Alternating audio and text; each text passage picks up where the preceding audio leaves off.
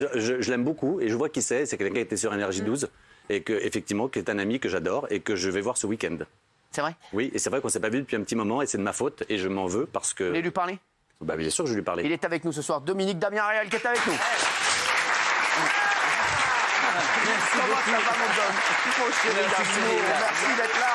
De me donner l'occasion de lui dire comme quoi je l'aime et que c'est mon ami. Alors, je vais dire Voilà. aux téléspectateurs, c'est vrai que vous avez été Oui. ensemble sur le MAG. Oui. C'est vrai que Dominique, tu sais que j'étais fan de toi. D'ailleurs, je le suis toujours. Je vais, vous m'avez proposé de venir. Je sais, tiens, donne-moi ça, donne-moi ta flûte. C'est pour ça que la flûte tout à l'heure, j'ai entendu parler de flûte, c'était ça, d'accord. Dominique, c'est vrai que je sais que tu as eu des moments difficiles. Oui. Qu'est-ce qui s'est passé? Quand tu as arrêté le MAG, qu'est-ce qui s'est passé? Non. Disons que quand il y a eu le Covid, Ouais. tout s'est complètement décalé. Ça veut dire que j'avais beaucoup moins de défilés, parce que je faisais beaucoup de défilés avant Je tout. me rappelle, il fait des défilés. Beaucoup de shows. Je fais pas que de la télé. J'ai aussi un travail où j'organise des défilés, je monte des défilés. Donc tout s'est arrêté à cause du Covid, puisqu'on ne pouvait pas faire les Fashion Week ni les défilés. Le Festival international jeunes créateurs de mode que j'organise depuis de nombreuses années s'est arrêté aussi. Donc tout s'est arrêté. Beaucoup moins de propositions, beaucoup moins de travail. J'ai su rentrer dans une grande déprime, Cyril, très grande déprime. Je sais. Oui. Et j'ai fait, on appelle ça un burn-out. Et c'est vrai que pendant cette période-là, je suis un peu stressé parce que je vois Mathieu, ça fait 7 mois qu'on ne s'est pas vu. Et c'est mon ami et je l'aime énormément. Et c'est vrai. C'est vrai. Et donc, je suis tombé dans une période où ça n'allait pas bien du tout. Donc, j'ai abusé un petit peu, j'ai abusé des médicaments. Beaucoup.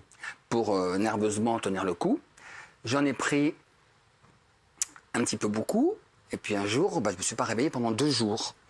Donc, et c'est vrai que pendant ces moments-là, ça a duré quelque temps, j'appelais souvent Mathieu, des messages, et pour des raisons, je ne veux pas le faire culpabiliser, hein.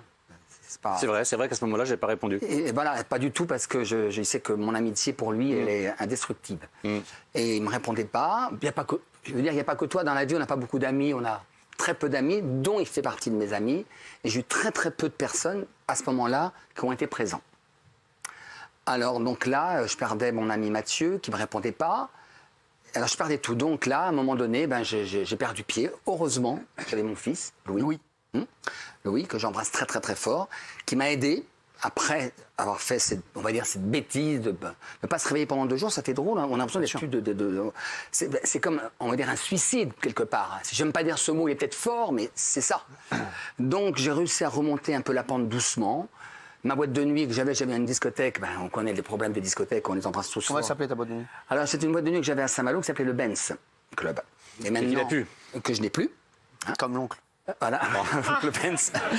Donc j'ai arrêté le Benz parce que ça peut être possible. Il y avait un bail dérogatoire qui s'est arrêté, j'ai tout arrêté, j'ai pas pu continuer. Et donc tout s'est écroulé, tout s'est arrêté, plus de défilés, plus de plus rien. Tout s'est... Et puis le téléphone ne sonne plus dans ces cas-là. Dans ces cas-là, tu es oublié de tout le monde, donc tu te casses la gueule complètement, je ne peux plus m'accrocher nulle part. Et là, tu vas mieux. Là, je vais mieux. T'es content de nous voir? Je suis très content. Il me parle tout le temps de toi. Tu sais que je t'adore. Mais moi aussi. Tu le sais, je te l'ai toujours dit. Et je voulais même que tu viennes autour de la table parce que tu es un personnage incroyable. Oui. Et je sais que ce soir, tu voulais dire quelque chose à Mathieu parce que tu l'as pas vu depuis longtemps. Et je sais que tous les deux, c'est une très grande amitié. Mais déjà, Mathieu, je te sens ému quand même. Non, parce que c'est juste que c'est vrai que l'année dernière, c'est fou comme notre émission dit tout. L'année dernière, quand j'ai arrêté l'émission, j'ai arrêté tout. C'est-à-dire que c'est vrai que je n'ai pas beaucoup répondu à toi, j'ai pas beaucoup répondu à Dominique. C'est vraiment une année où j'ai arrêté un peu la télé. Ça m'a fait un bien fou parce que j'ai jamais été aussi en forme que cette année. Vrai. Mais c'est vrai que j'ai arrêté un petit peu tout. T'en avais besoin. Voilà, j'en avais besoin. Pendant le Covid, c'est vrai que pendant le Covid, quand on s'ennuyait dans les appartements, souvent Dominique m'appelait, il allait pas bien. Et puis après le Covid, et puis quand j'ai pris mon année sabbatique, c'est vrai que j'ai plus beaucoup répondu au téléphone à personne. Et je m'en veux parce que, voilà, on est passé près d'une catastrophe. Oui. Donc, non, mais c'est très lâche ce que j'aurais fait là, parce que je trouve que c'est lâche de faire ça. Mais c'est vrai que c'était à 2 doigts. Alors après, j'ai remonté la pente, doucement. Là, après, les choses commencent à revenir. Là, je vais pouvoir parler de mon festival quand même, parce que c'est ça qui me fait aussi avoir des projets. Si tu n'as plus de projet, que tu n'as plus rien, tu t'accroches à rien. Il faut avoir des projets. Alors, ce festival... les conséquences du Covid, on n'en parle pas beaucoup, mais elles sont là aussi. Enfin, je veux dire, il n'y a pas... C'est ça aussi. Ce sont des gens qui ont tout perdu. Dominique, il n'y a plus la télévision, il n'y a plus les anges, ça s'est arrêté, il était dedans. Il n'y a plus Énergie 12, il n'y a plus sa boîte de nuit, il n'y a plus de festival, il n'a plus de revenus. Il a un gamin qui doit voir et nourrir. C'est difficile. Et comme les gérants, il n'a pas le chômage partiel. Voilà, Exactement. exactement. C'est-à-dire que moi, merci de le souligner pour tous les gérants de discothèques. Ça veut dire qu'on n'a pas le droit, on n'est pas intermittent du spectacle, on a le droit à rien, même pas 1 euro. Ça veut dire que j'ai vécu pendant 2 ans avec les réserves que j'avais un petit peu, mais j'ai vécu avec pas grand-chose. Et là, aujourd'hui? Là, aujourd'hui, les choses reprennent. Là, j'ai fait quelques défilés. Ça m'a permis de remonter, pour avoir un côté positif. Il y a le Festival international des jeunes créateurs de mode que je mets en place, qui est dans 1 mois et demi, qui est le... Ah ben voilà, tu diras Guillaume. Il est dispo. Hein. Ouais, c'est un festival que Bernard connaît très bien aussi, qu'il a soutenu de nombreuses années. Il connaît. Hein. Et puis Mathieu aussi. Mathieu m'a toujours soutenu Ouais. sur toutes mes entreprises. Il était parrain de la discothèque, il est venu au festival. Et Mathieu était toujours avec moi pour m'aider. Jamais il a manqué. Dès que je dis, Mathieu, j'ai besoin de toi. Mathieu, Très étonnant. dans la mesure de son possible. Hein. Voilà, donc à partir de là... ça veut dire que c'est- Le vol à destination de Phuket va partir dans un instant en porte D. Merci. Non, parce qu'il y a un aéroport juste à côté. Voilà. Hein. Vous voulez lui faire un bisou? Oui, Allez, mais c'est faites-vous- hyper mignon que tu lui aies permis de donner cette date de Oui, festival merci. parce que c'est important pour ses Faites-moi un petit sponsors. bisou. Allez, oui. vous asseoir à côté. Allez, vous asseoir à côté. Faites-moi un petit bisou. Merci. Faites-moi un petit bisou.